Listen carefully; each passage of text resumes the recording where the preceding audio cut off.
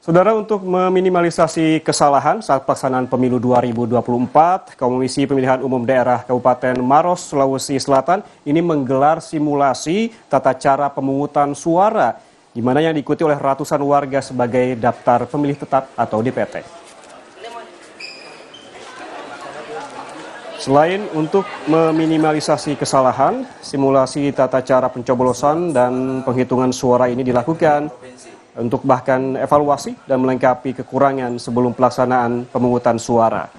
Dalam simulasi ini, ratusan warga yang masuk dalam daftar pemilih tetap atau DPT ikut berpartisipasi. Simulasi dilakukan mulai dari pengambilan sumpah petugas KPPS, pemungutan suara, hingga perhitungan surat suara seperti pada proses pemilu sesungguhnya.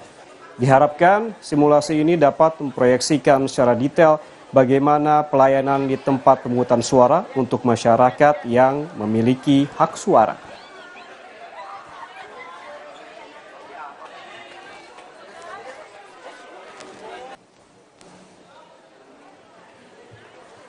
Sebaik-baiknya.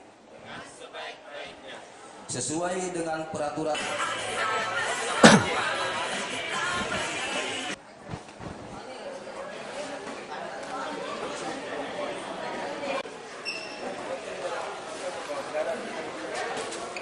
Dengan adanya kegiatan ini kita bisa menyaksikan apa yang perlu dibenahi di TPS, kemudian apa yang masih kurang, apa yang masih kita butuhkan,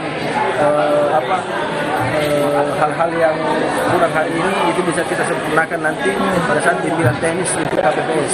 Termasuk sebenarnya bagaimana partisipasi pemilih kita lihat, bagaimana pendistribusian undangan, kemudian bagaimana teknis perlakuan pemilih tetap, kemudian perlakuan DPT dan perlakuan pemilih khusus nanti. Informasi tadi sekaligus mengakhiri Rumah Pemilu hari ini. Jangan lupa untuk selalu memperbarui informasi Anda seputar pemilu 2024 hanya di Kompas TV, independen, terpercaya. Saya Yan Rahman pamit, terima kasih atas kebersamaan Anda hari ini. Sampai jumpa.